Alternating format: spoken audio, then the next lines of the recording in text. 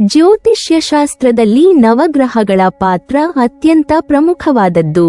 ಗ್ರಹಗಳ ಸ್ಥಾನವನ್ನು ಆಧರಿಸಿಯೇ ಜ್ಯೋತಿಷಿಗಳು ಭವಿಷ್ಯವನ್ನು ಹೇಳುತ್ತಾರೆ. ನವಗ್ರಹಗಳು ನಮ್ಮ ಭವಿಷ್ಯವನ್ನು ನಿರ್ಧರಿಸುತ್ತದೆ ಎನ್ನುತ್ತದೆ ಜ್ಯೋತಿಷ್ಯಶಾಸ್ತ್ರ. ವೈದಿಕ ಜ್ಯೋತಿಷ್ಯದ ಪ್ರಕಾರ 9 ಗ್ರಹಗಳು ರಾಶಿಚಕ್ರ ಚಿಹ್ನೆಯನ್ನು ಆಳುತ್ತವೆ. ಪ್ರತಿಯೊಂದು ಚಿಹ್ನೆಯು ಅವರ ಆಡಳಿತ ಗ್ರಹದಂತೆಯೇ ಒಂದೇ ರೀತಿಯ ಲಕ್ಷಣ ಮತ್ತು ನಡವಳಿಕೆಯನ್ನು ಹೊಂದಿರುತ್ತದೆ. ಗ್ರಹಗಳು ವ್ಯಕ್ತಿಯ ಜೀವನದಲ್ಲಿ ಸಂಭವಿಸುವ ಘಟನೆಗಳಿಗೆ ಸಹ ಜವಾಬ್ದಾರರಾಗಿತ್ತವೆ. ನಮ್ಮ ಜನ್ಮಕುಂಡಲಿಯಲ್ಲಿನ ಗ್ರಹಗಳ ಸ್ಥಾನ ಮತ್ತು ಅವುಗಳ ಸ್ವಭಾವ ನಮ್ಮ ಮೇಲೆ ಶುಭ ಅಶುಭ ಪರಿಣಾಮ ಬೀರುತ್ತದೆ. ದೈನಂದಿನ ಬದುಕಿನ ಆಗುಹೋಗುಗಳಿಗೂ ನವಗ್ರಹ ಪ್ರಭಾವಕ್ಕೂ ಸಂಬಂಧವಿದೆಯೇ? ದಿನಚರಿಯನ್ನು ಅರ್ಥಾತ್ ಜೀವನ ಶೈಲಿಯನ್ನು ಸರಿಪಡಿಸಿಕೊಂಡರೆ ನವಗ್ರಹಗಳ ಪ್ರಭಾವ ಶಮನವಾಗುತ್ತದೆಯೇ? ಇಂತಹ ಪ್ರಶ್ನೆಗಳಿಗೆ ಜ್ಯೋತಿಷ್ಯಶಾಸ್ತ್ರ ಹೌದೆನ್ನುತ್ತದೆ. ಆರೋಗ್ಯಕರ ಜೀವನ ಶೈಲಿಯನ್ನು ರೂಢಿಸಿಕೊಂಡಾಗ ದೈವಕೃಪೆ ತಾನಾಗೇ ಲಭಿಸುತ್ತದೆ.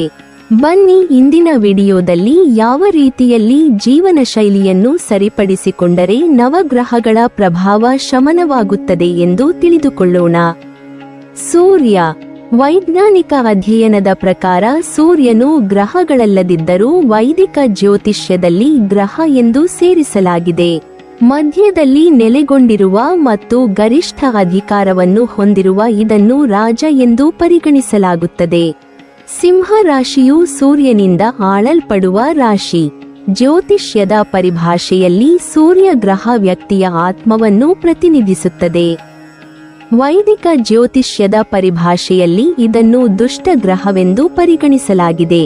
ಆದರೆ ಅದು ನಿಮಗೆ ಒಲವು ತೋರಿದರೆ ಅದು ನಿಮಗೆ ನಾಯಕತ್ವ ಮತ್ತು ಅಧಿಕಾರವನ್ನು ನೀಡುತ್ತದೆ. ಇದು ನಮ್ಮ ದೈಹಿಕ ನೋಟವನ್ನು ಪ್ರತಿನಿಧಿಸುತ್ತದೆ. ಒಟ್ಟಾರೆಯಾಗಿ ಸೂರ್ಯನು ಜೀವಶಕ್ತಿಯನ್ನು ನೀಡುತ್ತಾನೆ ಮತ್ತು ಸೂರ್ಯನ ದುರ್ಬಲ ಮತ್ತು ಬಲವಾದ ಸ್ಥಾನವನ್ನು ಅವಲಂಬಿಸಿ ಅದು ನಿಮಗೆ ಒಳ್ಳೆಯದು ಅಥವಾ ಕೆಟ್ಟದ್ದು ಮಾಡಬಹುದು. ಬೆಳಗಿನ ಜಾವ ಬೇಗನೆದ್ದು ಮನೆಯನ್ನು ಶುಚಿರ್ಭೂತವನ್ನಾಗಿ ಮಾಡಿ ಸೂರ್ಯನಿಗೆ ನಮಸ್ಕಾರ ಮಾಡುವುದರಿಂದ ಸಾಕಷ್ಟು ಉತ್ತಮ ಪರಿಣಾಮಗಳು ಉಂಟಾಗುತ್ತದೆ. ಸೂರ್ಯನ ಕಿರಣದಲ್ಲಿರುವ ಡಿ ಮತ್ತು ಇ ಪ್ರೋಟೀನ್ನಿಂದಾಗಿ ಚರ್ಮವು ಕಾಂತಿಯುತವಾಗುತ್ತದೆ. ದಿನವಿಡೀ ಮನಸ್ಸು ಉಲ್ಲಸಿತವಾಗಿರುತ್ತದೆ. ಸೂರ್ಯದೇವನ ಕೃಪೆ ದೊರೆಯುತ್ತದೆ. ಚಂದ್ರ. ಚಂದ್ರನು ವೈದಿಕ ಜ್ಯೋತಿಷ್ಯದ ಮತ್ತೊಂದು ಪ್ರಮುಖ ಗ್ರಹವಾಗಿದೆ. ಇದು ಕಟಕ ರಾಶಿಯನ್ನು ಆಳುತ್ತದೆ. ಚಂದ್ರನು ವ್ಯಕ್ತಿಯ ಮನಸ್ಸು ಮತ್ತು ಭಾವನೆಗಳನ್ನು ಪ್ರತಿನಿಧಿಸುವುದರಿಂದ ಇದು ಪ್ರಮುಖ ಪಾತ್ರ ವಹಿಸುತ್ತದೆ. ಇದು ಜೀವನ ಮತ್ತು ಪ್ರಪಂಚದ ಕಡೆಗೆ ನಮ್ಮ ಸಿದ್ಧಾಂತವನ್ನು ರೂಪಿಸುವ ಭಾವನೆಗಳು ಮತ್ತು ನಾವು ಅದರ ಕಡೆಗೆ ಹೇಗೆ ವರ್ತಿಸುತ್ತೇವೆ ಎನ್ನುವುದನ್ನು ನಿರ್ಧರಿಸುತ್ತದೆ. ಅದಕ್ಕಾಗಿಯೇ ಬಲವಾದ ಚಂದ್ರನು ಜೀವನದಲ್ಲಿ ತೊಂದರೆಗಳನ್ನು ನಿವಾರಿಸಲು ಸಹಾಯ ಮಾಡುತ್ತದೆ ಎಂದು ಹೇಳಲಾಗುತ್ತದೆ. ವ್ಯಕ್ತಿಯ ಮಾನಸಿಕ ಸ್ಥಿತಿಯ ಮೇಲೆ ಪರಿಣಾಮ ಬೀರಲು ಇದು ಕಾರಣವಾಗಿದೆ. ಜನ್ಮ ಜಾತಕದಲ್ಲಿ ಚಂದ್ರನ ಸ್ಥಾನವು ವ್ಯಕ್ತಿಯು ಏನನ್ನು ಭಾವಿಸುತ್ತಾನೆ, ಯೋಚಿಸುತ್ತಾನೆ ಮತ್ತು ಅವನ ಅಥವಾ ಅವಳ ಆದ್ಯತೆಗಳನ್ನು ಪರಿಗಣಿಸುತ್ತಾನೆ ಎಂಬುದನ್ನು ಚಿತ್ರಿಸುತ್ತದೆ.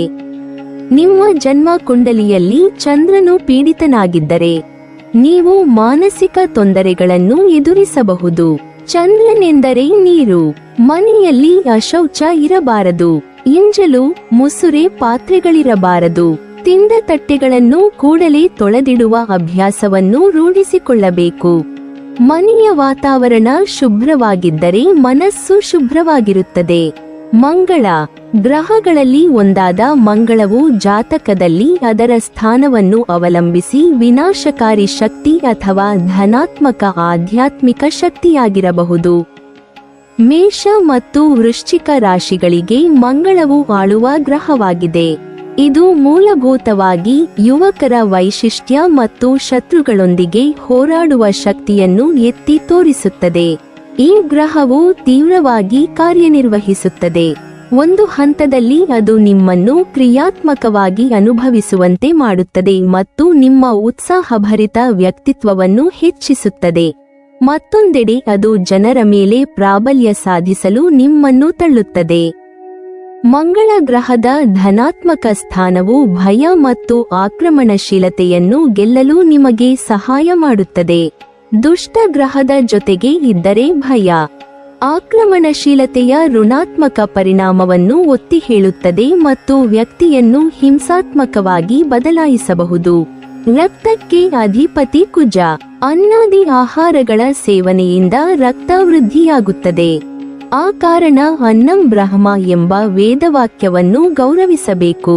ಆಹಾರ ಪದಾರ್ಥವನ್ನು ವೇಸ್ಟ್ ಮಾಡದಂತೆ ಜಾಗ್ರತೆ ವಹಿಸಬೇಕು. ನಿಯಮಿತವಾಗಿ ರಕ್ತದಾನವನ್ನು ಮಾಡಬೇಕು. ಅಶಕ್ತರಿಗೆ ಸಹಾಯ ಮಾಡಬೇಕು.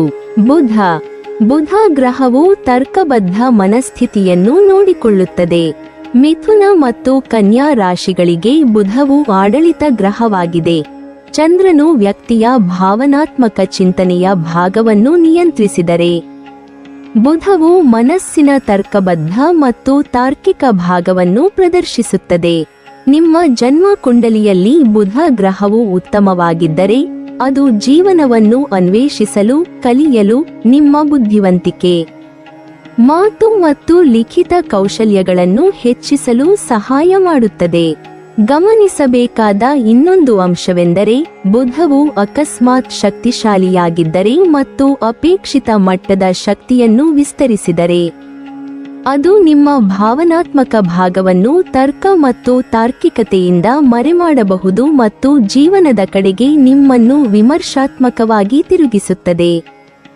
ದುರ್ಬಲ ಬುಧವು ನಿಮ್ಮನ್ನು ಭಾವನೆಗಳ ಮೇಲೆ ಅವಲಂಬಿತವಾಗಿಸುತ್ತದೆ ಮತ್ತು ಬುದ್ಧಿವಂತಿಕೆಯ ಕೊರತೆಯನ್ನು ಉಂಟುಮಾಡುತ್ತದೆ ಮತ್ತು ಜ್ಞಾನವನ್ನು ಗಳಿಸಿಕೊಳ್ಳುವುದನ್ನು ನಿರ್ಬಂಧಿಸಬಹುದು. ಇತರ ಗ್ರಹಗಳೊಂದಿಗೆ ಬುಧದ ಸಂಬಂಧವನ್ನು ನೋಡುವುದು ಮುಖ್ಯವಾಗಿದೆ, ಏಕೆಂದರೆ ಇತರ ಗ್ರಹಗಳ ಸಂಯೋಜನೆಯಲ್ಲಿ ಅದು ವಿನಾಶಕಾರಿ ಚಟುವಟಿಕೆಗಳಿಗೆ ವ್ಯಕ್ತಿಯನ್ನು ತಳ್ಳುತ್ತದೆ. ಬುಧ ಬುದ್ಧಿಕಾರಕ. ಬುದ್ಧಿಹೀನನಾದರೆ ಮಾಡುವ ಕೆಲಸದಲ್ಲೂ ತೊಂದರೆ ಉಂಟಾಗುತ್ತದೆ. ಹಾಗಾಗಿ ಆಡುವ ಮಾತಿನಲ್ಲಿ, ಮಾಡುವ ಕೆಲಸದಲ್ಲಿ ವಿವೇಕವಿರಬೇಕು. ಗುರು. ಸಮಸ್ಯೆಗಳಿಂದ ನಮ್ಮನ್ನು ಪಾರು ಮಾಡಿ ಮಾರ್ಗದರ್ಶನ ನೀಡುವವನು ಗುರು. ಇದು ನಿಜಕ್ಕೂ ಲಾಭದಾಯಕ ಗ್ರಹವಾಗಿದ್ದು, ಐಶ್ವರ್ಯ, ಅದೃಷ್ಟ, ಬೆಳವಣಿಗೆ ಮತ್ತು ಸಮೃದ್ಧಿಗೆ ಹೆಸರುವಾಸಿಯಾಗಿದೆ.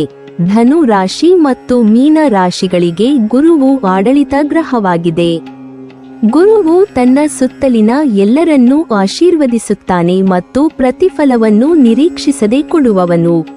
ಜನ್ಮ ಕುಂಡಲಿಯಲ್ಲಿ ಗುರು ಬಲವಾಗಿ ಇರಿಸಿದರೆ ಅದು ಸದಾಚಾರ, ನ್ಯಾಯ, ಒಳ್ಳೆಯ ಕರ್ಮದ ಫಲವನ್ನು ನೀಡುತ್ತದೆ. ಆದರೆ ಮತ್ತೊಂದೆಡೆ ಪೀಡಿತ ಗುರುವಿನ ಸ್ಥಾನವು ವ್ಯಕ್ತಿಯನ್ನು ನಕಾರಾತ್ಮಕವಾಗಿ ಮಾಡುತ್ತದೆ ಮತ್ತು ಜೀವನದಲ್ಲಿ ಆಶಾವಾದದ ಕೊರತೆಯನ್ನು ಉಂಟುಮಾಡುತ್ತದೆ. ಇದು ಪತಿ, ಅವನ ಆರೋಗ್ಯ, ಮಕ್ಕಳನ್ನು ಹೊಂದುವಲ್ಲಿ ಸಮಸ್ಯೆಗಳನ್ನು ಸಹ ತೋರಿಸುತ್ತದೆ. ಒಟ್ಟಾರೆಯಾಗಿ ಗುರುವು ಸಂಚಾರದಲ್ಲಿದ್ದಾಗ ಅದು ಎಲ್ಲರಿಗೂ ಸಮೃದ್ಧಿಯನ್ನು ತರುತ್ತದೆ. ಗುರು ಸಕಲ ದೋಷ ನಿವಾರಕ, ಮಾರ್ಗಸೂಚಕ. ನಮ್ಮಲ್ಲೊಂದು ಲೋಕೋಕ್ತಿ ಇದೆ, ಕೋಶ ಓದಬೇಕು ಲೋಕ ಸುತ್ತಬೇಕು ಅಂತ. ಅರಿವೇ ಗುರು ಎನ್ನುವಂತೆ ಸುತ್ತಣ ಪರಿಸರವನ್ನು ನೋಡಿ ಕಲಿಯಬೇಕು. ಗಿಡ ಮರಗಳಿಗೆ ನೀರೆಯುವ ಮೂಲಕ ಅವುಗಳನ್ನು ಪೋಷಿಸಬೇಕು. ಶುಕ್ರವನ್ನು ಪ್ರೀತಿಯ ಗ್ರಹ ಎಂದು ಕರೆಯಲಾಗುತ್ತದೆ. ಶುಕ್ರವು ತುಲಾ ಮತ್ತು ವೃಷಭ ರಾಶಿಗಳಿಗೆ ಆಡಳಿತ ಗ್ರಹವಾಗಿದೆ. ಇದು ವ್ಯಕ್ತಿಯ ಕಲಾತ್ಮಕ ಮತ್ತು ಸೌಂದರ್ಯದ ಭಾಗವನ್ನು ಮತ್ತು ಅವನ ಅಥವಾ ಅವಳ ಕೌಶಲ್ಯಗಳನ್ನು ಎತ್ತಿ ತೋರಿಸುತ್ತದೆ. ಇದು ಭೂತಕಾಲದ ನೋವಿನಿಂದ ಚೇತರಿಸಿಕೊಳ್ಳಲು ನಿಮಗೆ ಸಹಾಯ ಮಾಡುವ ಗ್ರಹವಾಗಿದೆ ಮತ್ತು ಹಿಂತಿರುಗುವ ಹಾದಿಯಲ್ಲಿ ನಿಮ್ಮನ್ನು ಕರೆದೊಯ್ಯುತ್ತದೆ.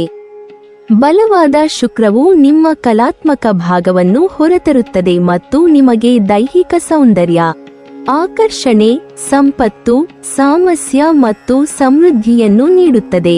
ಇದು ಪ್ರೀತಿ ಮತ್ತು ಉತ್ಸಾಹವನ್ನು ಭಕ್ತಿ ಮತ್ತು ತೀವ್ರವಾದ ಭಾವನೆಯಾಗಿ ಪರಿವರ್ತಿಸುತ್ತದೆ.